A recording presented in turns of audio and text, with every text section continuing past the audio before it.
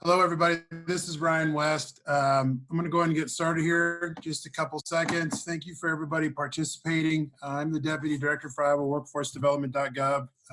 Iowa Workforce Development, that's our website. Sorry, I got that on the brain.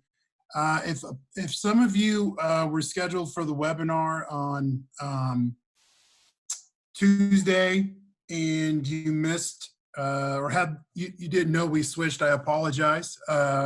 Glad you could make it on this one. This one will be recorded, and I'm imagining we'll do at least another one in the future. So we're going to go ahead and get kicked off. What I thought I'd do real quick is I'm going to just read some high-level stuff where we're at, much like I did on Tuesday. If you have questions, you can go ahead and send those through the chat, and then I'll work on getting as many of those as I can answer as possible. And then we'll put those back up on the website. So I'm going to go ahead and start. So again, thank you for joining us. So as most of you know, the CARES Act bill was passed through Congress a couple weeks ago, and then Iowa Workforce Development had to essentially wait for guidance from the Department of Labor before we could administer anything. We're no different state. We all were in the same boat with that. That guidance started to come out late last week, and then into the weekend. And so this is kind of the high-level stuff that's probably relevant for this call. Same stuff we went over on Tuesday. The first is the FPUC. So we have a lot of acronyms involved in this industry, unfortunately. So bear with me here. So FPUC is the Federal Pandemic Unemployment Compensation. And what that essentially is that's at $600. Okay, and so what the fleshed out rules to us state basically is the FPAC program provides individuals who are collecting regular unemployment compensation, pandemic emergency unemployment compensation, pandemic unemployment assistance, which I'll get into, and some others, the opportunity to earn the $600. So essentially, in a nutshell, if you're on unemployment, for the most part, you're going to qualify for an additional $600 payment that would be deposited each week. So we had something similar to this back during the recession, 2009, 10-ish. Wasn't the same amount, but we are familiar with this. That helped us from a standpoint of ensuring that technology-wise we could make all this happen in a relatively quick turnaround time, which is a big part of this that kind of gets lost. We got to put all this together. It's like a huge jigsaw puzzle, but that's what the FPUC is, and that's the $600. Now, a couple things. One, we've also been given guidance as we thought to instruct, and I believe Director Beth Townsend, who's the director of Iowa Workforce Development, stated this on the governor's conference call this morning as well, which is, we're not condoning people to quit their jobs to get the $600. And so if that's happening, obviously we need to be made aware of that, as I'm sure you guys are all aware. But this is the guidance as well that went out on our press release on Monday. Additionally, if your employer, so I'm speaking to you as an employee, if your employer receives a loan under the Paycheck Protection Act and places you back on the payroll full time, you will no longer be eligible for unemployment or FPUC. So that's another addition to this. So if you as an employer are participating in that program, your individuals should not be on unemployment, nor should they be drawing. So that's what FPUC is, and that's the $600. It also applies to people who are on partial unemployment. That's a big question that's come up a lot. It also applies to people who are on VSW, or voluntary shared work. And so just so you guys know, you may see this in some of the information that goes out. It's listed as STC in some of the national guidance. That means short-term compensation. In the state of Iowa, we call it voluntary shared work. Same thing, okay? So that's what that means. So then the next bucket is PUA, which is the Pandemic Unemployment Assistance, or PUA. This is an offshoot, kind of a sister to DUA, which is Disaster Unemployment Assistance. Excuse me, guys. And so what this one basically says is, hey, if you don't qualify under the normal circumstances of unemployment insurance, you would most likely qualify under this one. So I'll kind of read it here verbatim. I'm sorry, you guys, of what we have in the guidance. This program provides up to 39 weeks of unemployment benefits to individuals who are self-employed, independent contractors, nonprofit employees, or gig economy workers, or working part-time, or otherwise not qualified for regular unemployment insurance. So that's what that one is. And so some of you folks on here may fall into that one. And if you have not filed yet, you're going to want to do so. You can file by going to iowaworkforcedevelopment.gov. Just click on the individual tab and file your claim. For the basics on what you need to know about PUA, again, go out to iowaworkforcedevelopment.gov and click on the COVID-19 tab up at the top. And in there, we have a specific section just dedicated to this. And it lists out what you need to provide, 1099 information, all of that, or I'm sorry, W-2 information. So check that out. That is a lot of detail. There's a lot of detail in there to help with this program. This one goes until the end of December. It's actually December 26, 2020, okay? Let me back up too. So that FPUC, excuse me, when we're just talking about the $600, that one goes till July 25th. All right, so sorry I didn't announce that. So that's what PUA is. So I'm sorry, I have a squeaky chair. If that's driving everybody nuts, it's driving me nuts as well. I apologize. PUA is, if you're familiar with DUA, so DUA is disaster unemployment assistance. I just want to clarify between the two. So the state of Iowa had, DUA was declared for us. How that process works is the governor sends a declaration to the president of the United States on behalf of the state, and the president they make their determination with the help of FEMA, I believe, quite honestly. When that comes back, there's 3 forms of DUA, D-U-A, and one of those forms is unemployment insurance. When it came back for this pandemic, unemployment insurance wasn't included. I imagine they didn't include it because they knew they were going to come out with PUA. So if you hear DUA or you think that DUA is going to be available, DUA is available, just not for unemployment insurance purposes. There's 2 other realms, and you can go to the FEMA website to check that out. So that's what it is. And so PUA is really that bucket of money that's set up to help individuals who don't qualify under normal set of circumstances. So you have in-home childcare folks, cosmetologies come up a lot. Perhaps if you're an independent contractor or you have a construction business on your own, maybe you're a carpenter, whatever. So you're going to fall into that realm. And then the next one is the Pandemic Emergency Unemployment Compensation, and that's the PEUC. Now, for those of you who are familiar with EUC, drop the P, from back during the recession, again, I'm not considering or trying to compare what we're going through now with the recession, just in the similarities of some of the language that's been given to us by the Department of Labor is all I mean. So EUC, or PEUC in this case, Pandemic Emergency Unemployment Compensation, that's a bucket of money that's available after you draw out all that other regular stuff. So after you go through your PUA money, I'm sorry, guys, excuse me. After you go through your PUA money or your regular unemployment insurance claim, then you would be eligible for PEUC. And that's additional 13 weeks. And that's what it was roughly 10 years ago as well. And then this one goes till the end of December 26th, okay? So then you have the Paycheck Protection Program. Now, in full disclosure, guys, I'm not, and the Paycheck Protection Program does not get administered from us, Iowa Workforce Development, but we did put some guidance out on it. What I really encourage everybody to do, especially as a business, as an employer, you go out to the SBA.gov or go to the Iowa Economic Development Authority website. Ton of great information out there on this, but let me read this to you.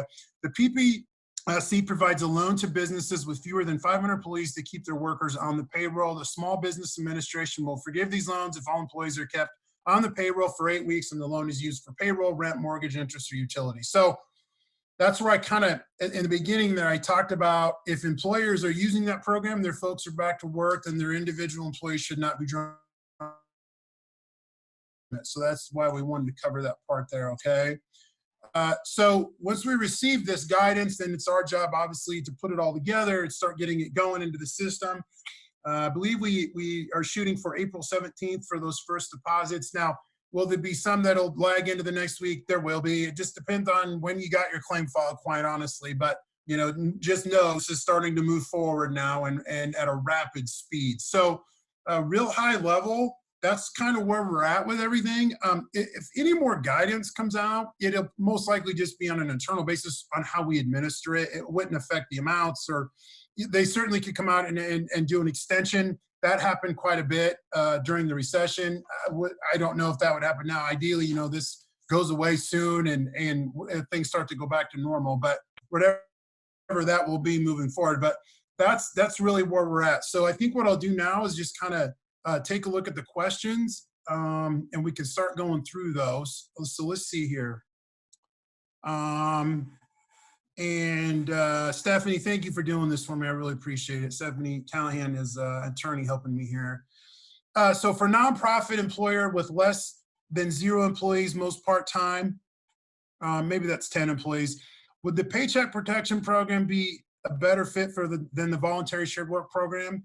And would unemployment rates go higher through the Voluntary Shared Work Program? So good question. So, I don't know if I can answer that whole question here. I just am not a Paycheck Protection Program expert. Stephanie, if you know the answer to that one, by all means, jump in, or any of these. But here's how the Voluntary Shared Work Program works. I wanted to bring this up as soon as the question come up. So thank you for bringing this one up first. So VSW, in the guidance that came out to us, Voluntary Shared Work is this program that really is initially set up for these times where you have this kind of larger influx of unemployment insurance claims being filed. Now, under this circumstances, really going through this for the last 100 years, this is obviously a little bit different set of circumstances, but some of the other guidance that came out through the CARES Act, and then ultimately was flushed out to us, is states that have an existing STC program, that's how they code it as STC. We do, VSW, we've had it since 1994. Not all states have this program, if you're wondering. May be reimbursed 100% of the benefit costs up to a maximum of 26 weeks. So Heather, forgive me but I want to make sure I'm talking directly to you. What I would suggest there is you're going to have to look at both. Go out to the Iowa workforcedevelopment.gov website and look at the Voluntary Work Program, and then you're going to have to kind of match it up. I will say that under this CARES Act bill, the Voluntary Shared Work Program is basically being covered up to 100%. So it's being paid by the feds. It shouldn't necessarily affect your rate either. So there's a lot of really good information out there. Go out there and look at that, and you're going to have to kind of make that decision based on what makes the most sense to you. Although, when you look at the PPP program, that's basically a loan that doesn't have to be paid back either. So I guess that's more of a question of what makes the most sense for the workload you have, and that's because that's kind of how you look at the VSW program. You're reducing the workloads, but you're not laying people off. So you're going to have to find that happy medium on what makes the most sense. That's a very good question. I'm glad that one kind of came out first. Thank you for asking that one, Heather. If that does not answer your question all the way, just shoot another one in here. Next question, is the $600 before taxes, or will be added to your approved amount from state and then taken out? I was approved at 500. Yeah, so 600 is before taxes. That's a good question. Correct.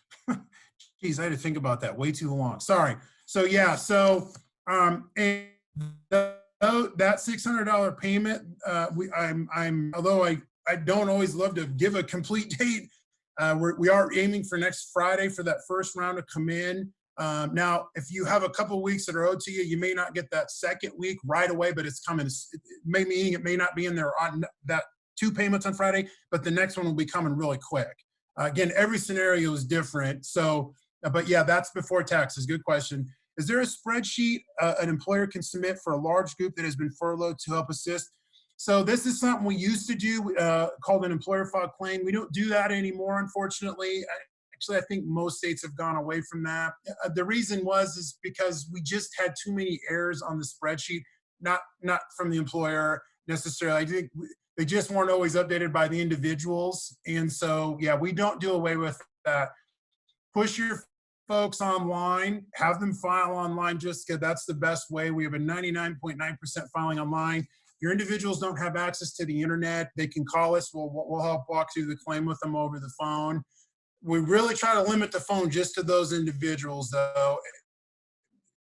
Anybody can call us, but that's what we're really trying to push for you can go online, go online.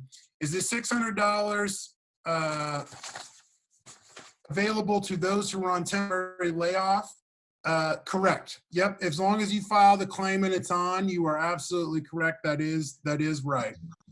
We have an obvious downturn, and we find we need to lay off we need to lay a few employees off. I'm sorry for my reading here, guys. Can we do a permanent layoff and they are still eligible for unemployment? Yeah, that's obviously something you'd have to look at what makes the most sense for you, but they would be eligible for the unemployment benefits. You're absolutely right. I'm assuming they're that, if you did a permanent, that would be because of the coronavirus, obviously, unfortunately. And so, yeah, they would be eligible. Good question. That one's kind of is one of those ones where it's almost too easy to get the answer on. But yeah, that's actually how it would work. Good question. Is a voluntary layoff, if a voluntary layoff is offered and accepted, can the employees that take a voluntary layoff receive unemployment? Yes, sir, or yes, ma'am, they can. Sorry, Amanda, I didn't see who his name was on there. They can. That's obviously part of the process. What they would need to do is just file their claim through the individual tab and on the workforcedevelopment.gov website. Good question. If we get the PPP and the employee is only brought back part-time and they still eligible for unemployment, boy, that's a good question. Why do I not remember that one?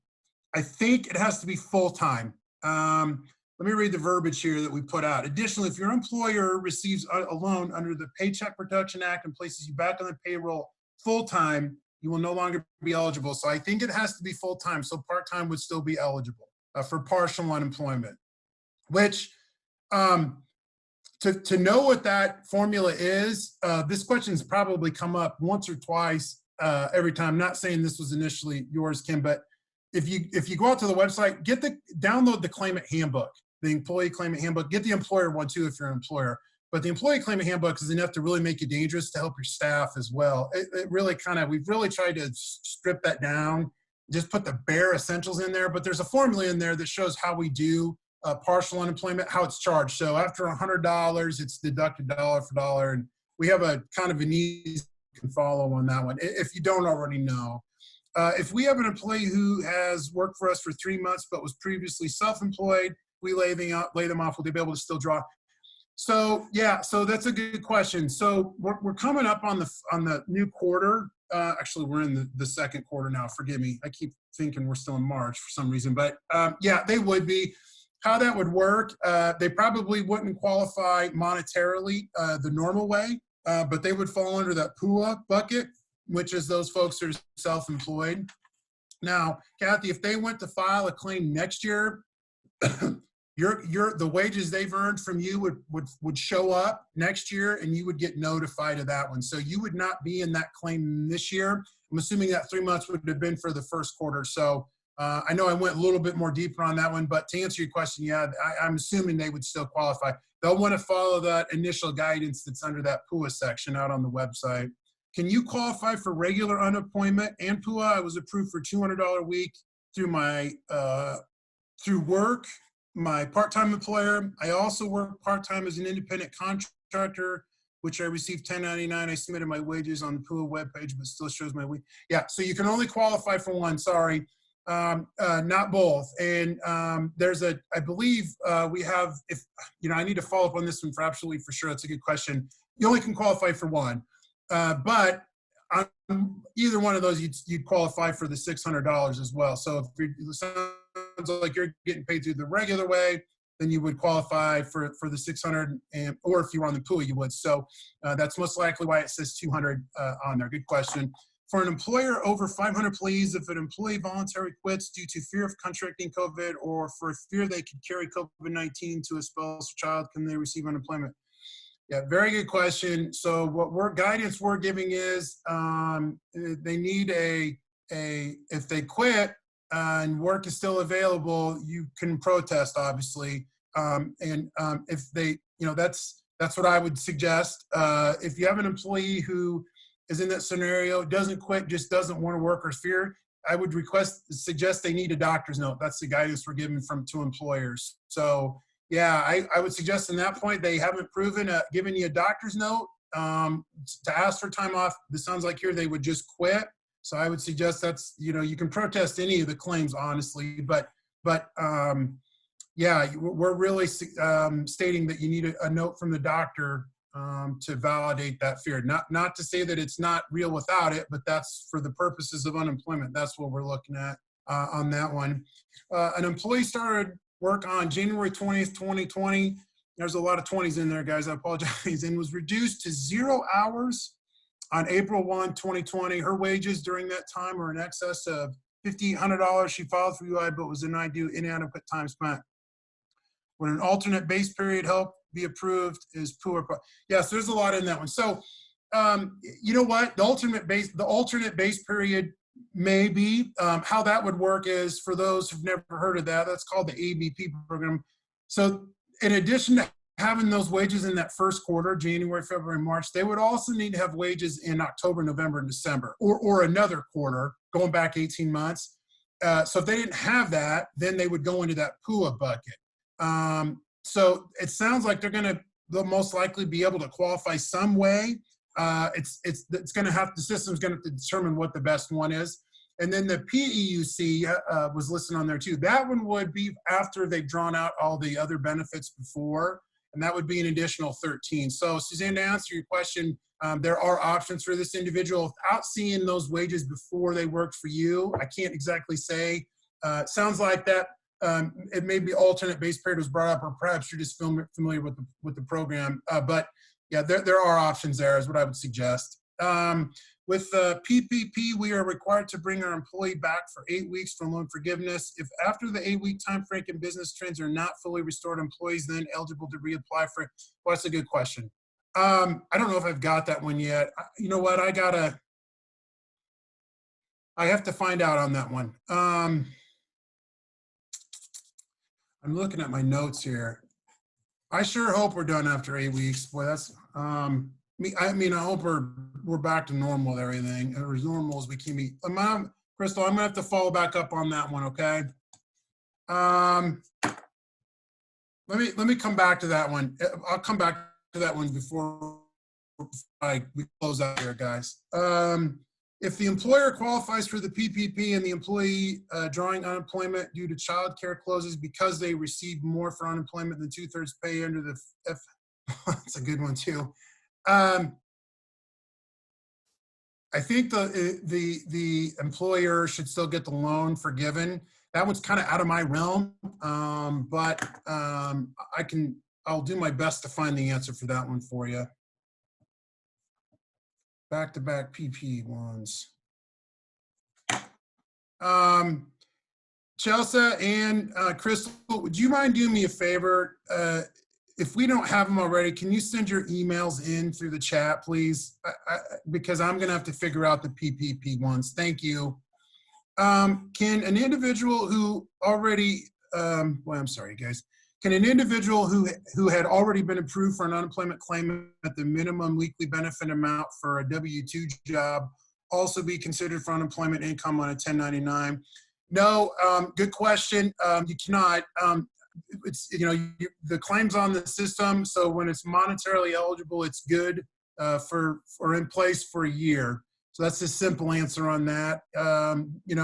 You would qualify, or it sounds like you're going to qualify for the additional $600 as well. Again, the other part of this is, which I need to make sure I'm really doing a good job here of promoting, guys, is, there's a lot of opportunities out there for filling positions as well. We have a lot of employers who are reaching out to us. I know that kind of gets lost in this.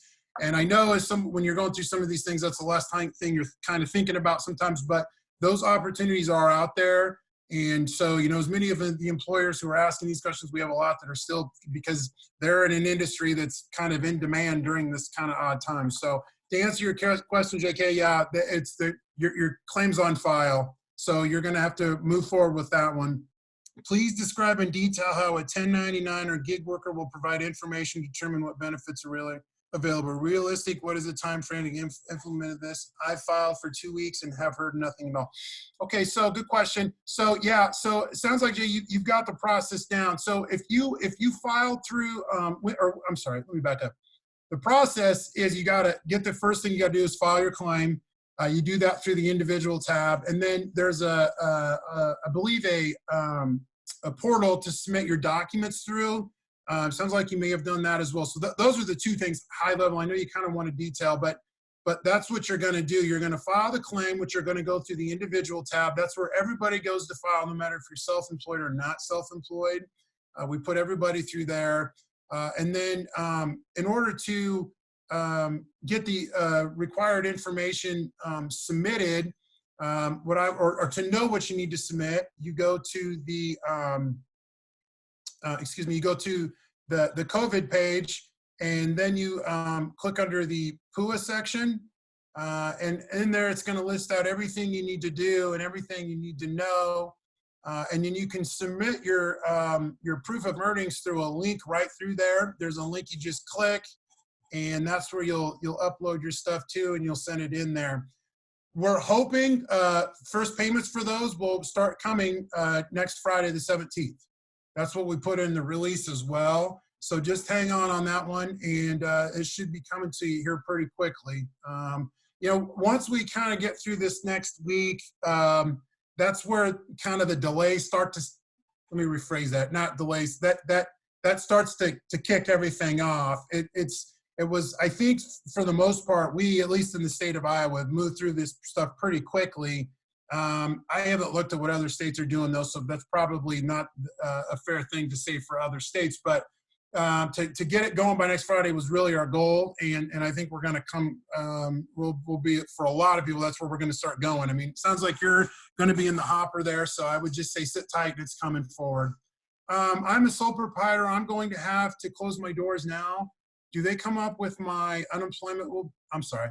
I'm going to have to close my doors. How do they come up with what my unemployment will be? I don't have 1099 or W-2. My business is still the startup year, so I don't show much profit on my tax returns. Also, the governor's press conference said employers might be charged for their employees' unemployment.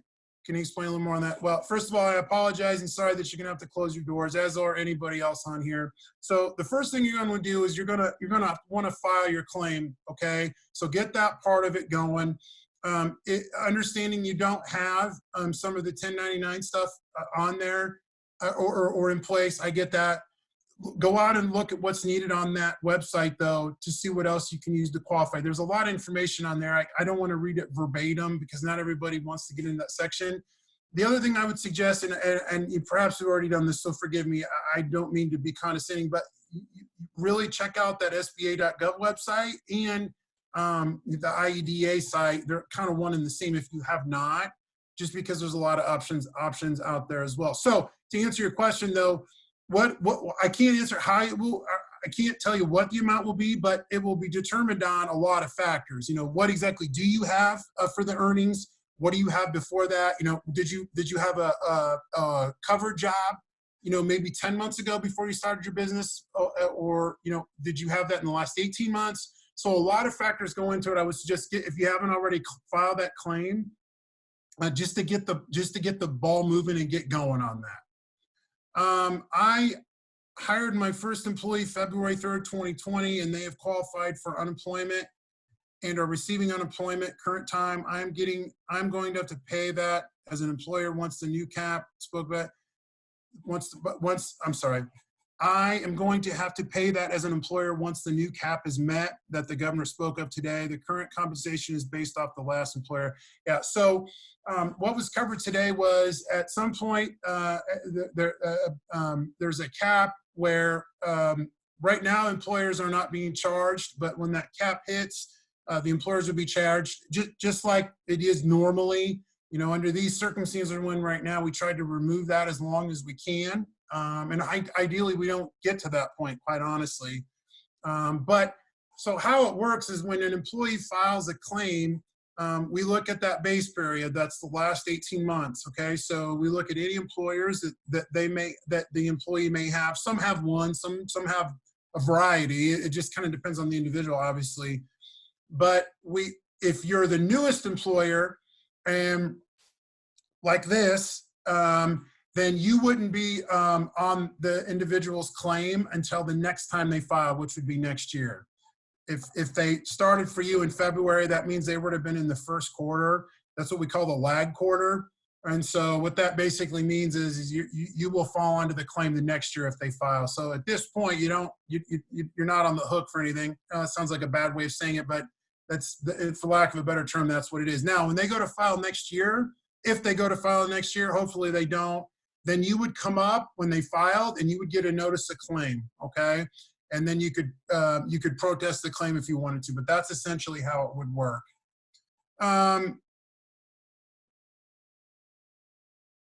If someone is still working 30 hours a week but reduced hours due to COVID-19, will they also receive the $600? Myself and my husband have had to file for unemployment benefits. Will we both get an extra $600? Okay, so I'll start with the first part first. If someone is still working 30 hours a week but reduced hours, so they can file and they could qualify for the $600. Yep. So the key thing is when you're filing for unemployment, the key thing from when you're filing unemployment and you're working too, you're partial, you want to make sure that you're reporting your wages each week when you file your weekly claim. Remember, you file your initial claim and then you file your weekly claim every Sunday, and that's for the week that just passed, Monday through Saturday. So when you go to file your weekly claim this Sunday, for anybody who doesn't know, you'll be claiming for the week that we're in right now, and it's what the wages were earned, not paid. So yeah, for the first question, they could. It's perhaps possible, though, that the wages they've earned for the week will negate their unemployment. It'll cancel it out, meaning they'll have earned, even in part-time wages, more than their unemployment claim. Will your husband and you be qualified? Potentially, without knowing actually the circumstances. I can't give you an answer, yay or nay on that. But under the circumstances of the first question, then yeah, those would technically qualify. My brother works part-time, was laid off. He filed unemployment, got the letter in the mail that it was approved and the amount he was approved. But when he goes back to check status online, it says it's in determination status. Wouldn't he be approved if he got that letter in the mail and then it was left to be determined? Yeah, so that's a good question. So I think in determination process, that's just the 10-day window. So it's what that's basically for is the window where the employer could protest. That should be removed. I wouldn't worry about that. If he's off because of the coronavirus, which I'm assuming that's what you're just saying there, that's going to take care of itself. So that doesn't mean that he's not approved. That just means it's going through the process. That quite honestly is kind of a symptom of the system we have. But yeah, it should be okay. If he hasn't got paid, again, without knowing exactly when he filed his claim, since he already got his letter, I'm suggesting maybe he's been a week or so, that's going to start taking care of itself. Can my employees expect to get a lump sum for $600 back pay, or will that be split up for several weeks? So how that'll work is it won't be a lump sum.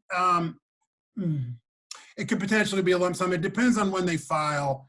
So for a lot of people, the $600 starts for the state of Iowa on March 29th.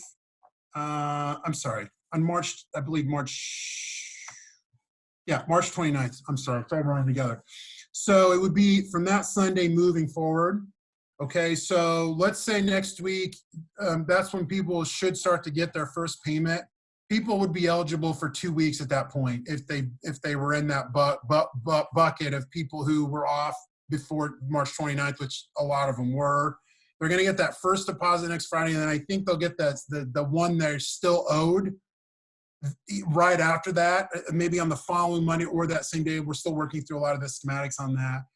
If you have somebody who files today, or they get into that 3-4 week, there's hopefully filing timely. There are certain situations where that could happen, but I don't foresee that being a lot. We really try to steer clear of backdating if we can. However, and this is a different set of circumstances with the $600, we're trying to work through that as quickly as we can. What we found is most people are being pretty timely with that, so I think we'll be okay. But to answer your question, that was a long-winded way of saying potentially.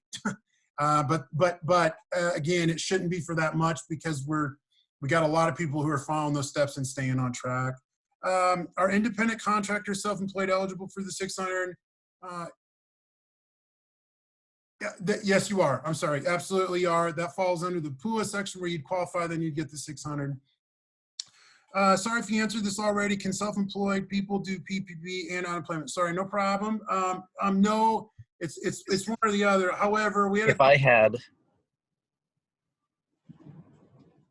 Hello? Oh, okay. We had a question come up. We had a question come up earlier on can you do PP if you're brought back to work in part-time? Can you drop the unemployment? And I think you have to be back to work full-time under the PPP program for your folks to not get unemployment. So to answer your question, it's one or the other. Sorry, that was a long-winded way of asking that one, but yeah, one or the other. And I guess that's obviously up to what makes the most sense for you. And we had not got that question yet, so thank you for asking. If we have people on VSW, is there any charge to our company's unemployment account that would have an adverse effect on our future rates? No, that should not. Good question. Since that one's 100% paid, I don't think so. I marked that down actually based off one of the other questions I had, so I'm going to follow up on that. It's kind of crazy. I haven't had that question come up yet, so thank you for asking that one as well. To my knowledge, that will not affect your experience rate, but I will find out for sure. I'll shoot you an email on that one, Dan. So I work every 2 months. I didn't make a note of that or I'll forget. I'm sorry, guys. Okay, so I work every few months for an employer part-time. I got a letter to receive $119 per week. My full-time job is childcare. I submitted my schedule, see what I qualify for 600. Yeah, you would qualify. You would qualify for the 600. You absolutely would.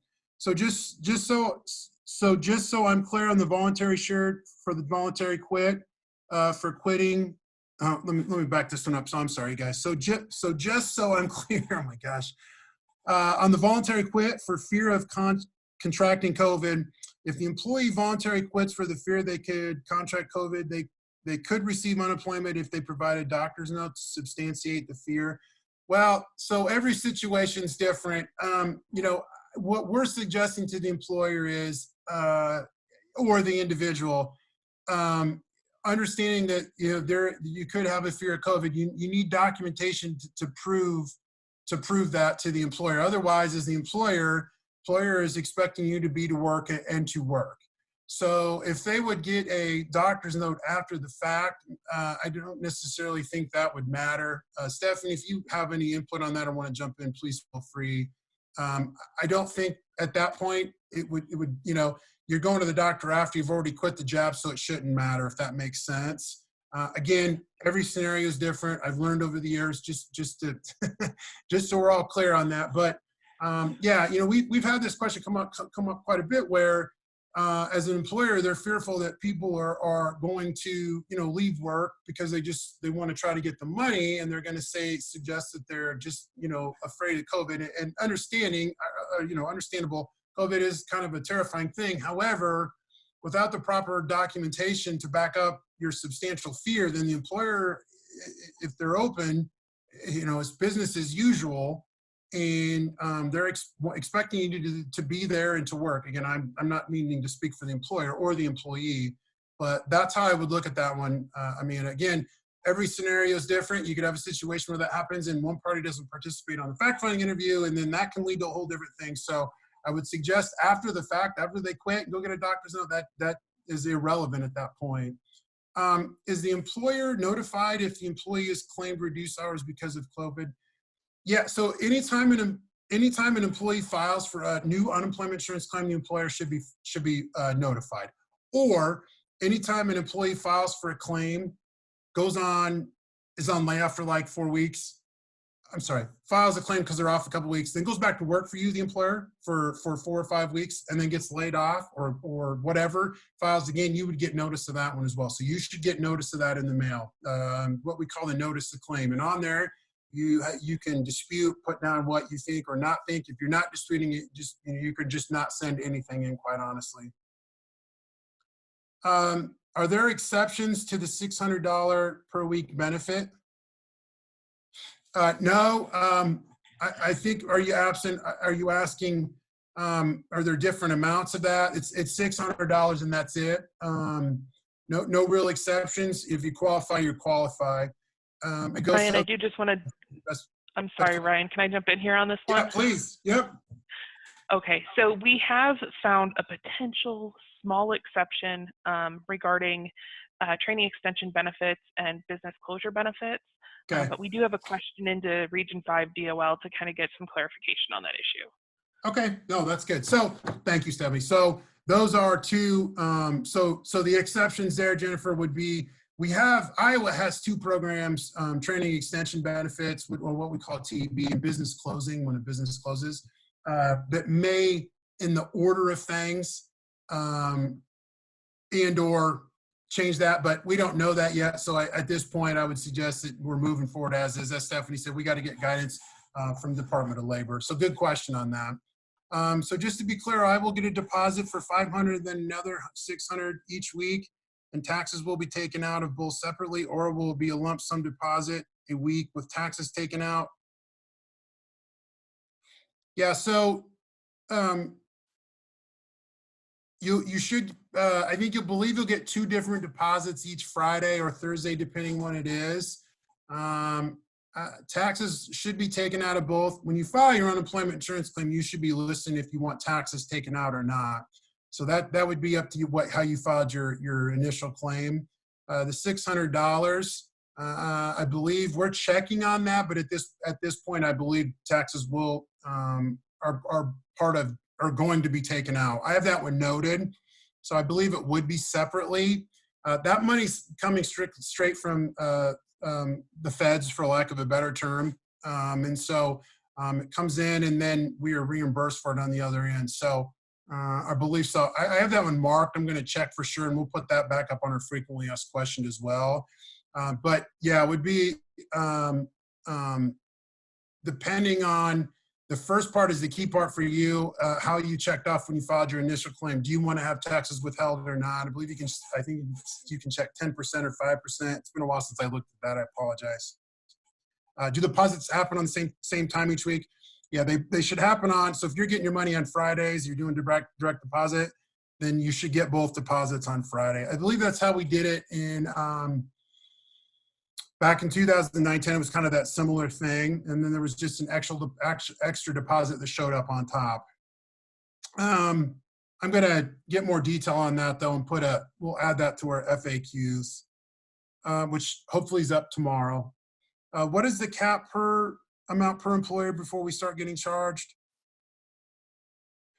Yeah, I don't know if there's I can answer that one.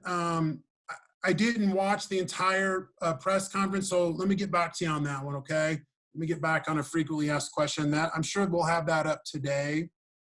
It's not so much a cap amount per employer. It's a cap on what's in the unemployment insurance trust fund. So, which obviously you as an employer are paying into, but that's the cap they're looking at that will determine that kind of when that's triggered to go back to how it is under normal circumstances. The unemployment insurance trust fund is the fund that pays out the unemployment insurance benefits, except for like the $600 or the PUA. That stuff's coming from the Department of Labor or the feds, for lack of a better term. But yeah, that's a good question. I don't have all my FAQs done on that one, so if you can sit tight, we'll get back to that one. Also, I don't know if the same person's on here that asked this question from Tuesday, but I would be remiss if I didn't bring this up. We had a question on sides. Will sides have an option on whether you can select COVID-19 on their drop-down? And I haven't got that back yet. So as soon as I know that, I'll put that up if that individual's on here. I can't remember who answered that. Does the PPP cover part-time employees as well if they average 20 hours a week? I don't know that answer for sure. I'm going to direct you to the website for PPP. If you go out to Iowa Economic Development Authority.gov, there's a section there. I would really highly encourage you to go there. That one's a little bit out of my realm. I don't know if I can answer that one. Circling back to the question about working part-time, will employees be eligible for the additional $600? For an example, they normally work 40 hours a week and we have them back for 20 to 30, realizing they will likely cancel their normal weekly benefit. Will it also cancel their $600? That is correct. Good question. It would cancel that. Yep. Have the due dates for the first quarter employer filing and payments changed? No, that we You can, Jamie, you can put a request in to delay. I think notice went out on that. I'm sorry, that one caught me off guard a little bit. So there was an option that went out to delay until the end of the second quarter. I gotta go back to I have to get back to my notes on that one. Stand by on that one. I'm gonna have to put that one back in the FAQs.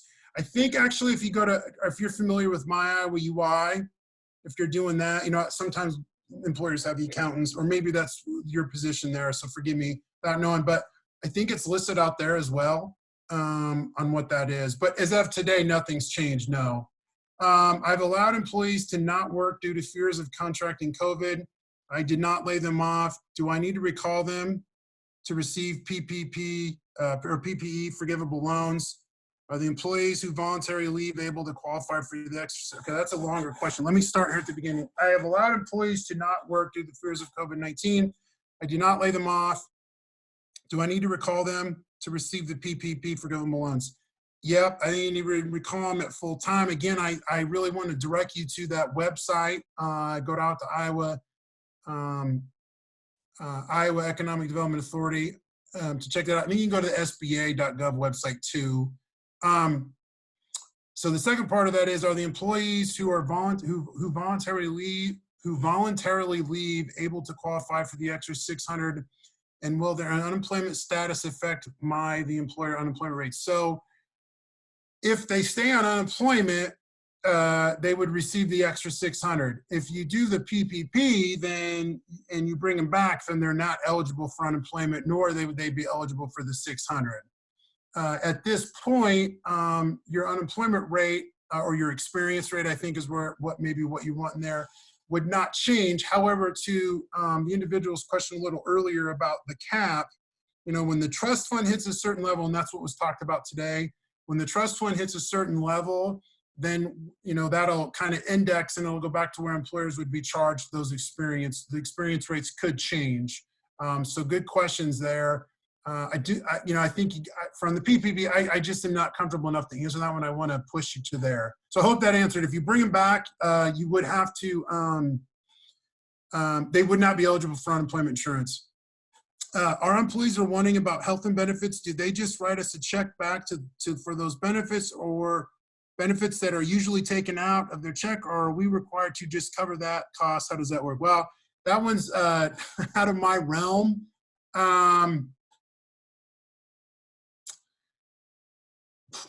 I'm trying to think of the best place to send you on that one.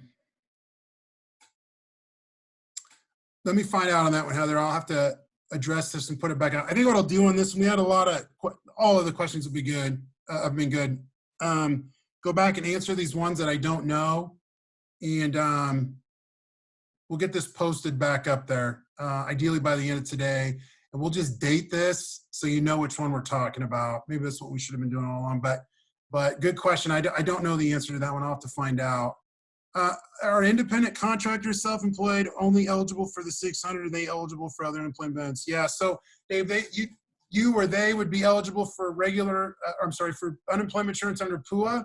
So that's for the independent contractors or self-employed, and for the $600 as well. But the first thing you or the individuals you're referring to would have to do is file the unemployment insurance claim if you haven't, or they haven't already. So go out to the individual tab or have them. And then what's required to send in, you can go to the Iowa Workforce Development.gov website as well, click on the COVID-19 tab, and search for the PUA tab section, and it'll list out everything you need to do. If an employee is on reduced hours due to normal situations not covered, are they eligible for the $600 additional payment? If employees reduced hours due to normal situations. Yes, I believe so. Stephanie, am I right on that? Do you recall? Which one are you on? I'm sorry. I'm on right here. Okay. It's my understanding that if they are eligible for $1 of unemployment insurance benefits, they will get the $600 through July 26th. Yeah, that's what I thought too. Yeah, yeah. So John, yeah, yep, that would be a yes. Next question. Thank you, Stephanie. Sorry if this was covered already. No problem at all. There's so many questions to go through here. Is the $600 benefit tax normally like Iowa Paycheck? That one came up already. I'm going to find out on that. More guidance to come on that. Very good question. I apologize. I don't know the answer to that. If you choose taxes to be taken out of your UI, will the same percentage of taxes be taken out of the $600 benefit? I think that's where I'm leaning towards. I got to find that part out. So the individual who asked that earlier about the tax question, I'm going to find that out. I don't know on that one. I have someone asking me this question. They received their letter confirming benefits, but doesn't mention the doesn't mention this additional $600 based on what you mentioned. Just know I am assuming this is okay. Yeah, you're right. So that won't be listed on there. So good question. You just know if you qualify, that's going to be on there. Yeah, that's a good point. So if an employee isn't working because they don't have childcare, will they get extra $600? So if the employee isn't working because they aren't working because of childcare, because of COVID-related issues, then potentially, yeah. If they're just not working because they don't have childcare, that's a different scenario. That's a tricky one, obviously, because there's a lot of kind of moving parts to that. I think the best answer I can give you on that, and Stephanie, if you disagree, please, is you just need to look at the individual reason, and as the individual who's in this scenario, what are they giving you to validate the reasons that they're not there? I think is the first way. And then as an employer, you're obviously, and I'm sure you're aware of this, you just kind of need to sift through what is or isn't. Again, some of this is just not so cut and dry. Unfortunately, it's kind of a work through as you go. And I know we have some employers here who were stating in their questions that, they're having people off. They're putting people off just because that made the most sense. So you're going to have to really just evaluate what's working for you. How do we as employers notify that we have offered work from our employees to come back? Yep, thank you. So Stephanie's posted the link. It's HTTPS. Well, there's a link in there if you go into the chat, or if you look in the chat, Stephanie posted the link for that. Is the PPP, if the PPP were to run out, would employees be able to refile unemployment? That kind of came up early. I don't necessarily know if I know the answer to that, if we know the answer to that one yet. So we're going to get that one answered too. That one kind of came up a little earlier as well. The question was, I think it was around 8 weeks. I'm assuming so, but I need to find out. If the unemployment cap is reached, will the employers be responsible for the extra $600 a week? No, they will not on that one, Kim. So that one's strictly from the Fed, so you won't have to worry about that one. And if you're on voluntary shared work as an employer and the cap is reached, you shouldn't have to worry about that either, because that one's covered by the Feds as well. If they aren't working because of childcare and employer is under, I'm sorry, let me back that one up again. I'm tongue-tied, I apologize, guys. If they aren't working because of childcare and the employer is under 500 employees, that would be covered under the extended FMLA provisions, wouldn't it? Well, that's a good FMLA one. Stephanie, do you know that one? I don't know if I know that. I don't. That's something we'd have to look into. Yeah, Heather, we're going to have to look into that one as well. I don't want to give you the wrong answer. Not that I haven't probably been a little gray on some of the answers from all these webinars, but just to make sure. Well, you got any more, Stephanie? Okay, one more. Okay, so I filed for unemployment March 15th due to COVID-19 layoff. I am self-employed. Will I receive all of the weeks of unemployment payments close together since it has been 4 weeks off now? So yeah, so you should receive unemployment for under PUA, going back 4 weeks. But for the $600, which is different, that would just be so far for 2 weeks, because that one starts from March 29th moving forward. So I hope that helps you. As long as you follow on all the steps, it should work out. Again, every situation is different, but okay, guys, so we're right at 1. I want to thank everybody for joining. I hope we were able to answer your questions to the, in a way that makes sense. We'll go back through and get these answered. If we don't get these updated by tonight, we'll have them updated by tomorrow. out on the website. I anticipate we'll do another one of these within the next week. And I got a few people I'll follow back up with through the chat. I got the emails. Actually, you know what? Depending on how we get these answered either way, but I want to thank everybody for joining the chat. Stephanie, is there anything you want to add? Nope, I was just answering one more question. Kershell, if you have wages from another state that didn't end up on your monetary record, you should contact customer service, and they'll be able to walk you through that program. Okay, good deal. Okay, Molly, I thank you, Stephanie, for all your help. Thank you for putting those questions together. Thank you, everybody. Thank you for being patient with everything. We really appreciate your help.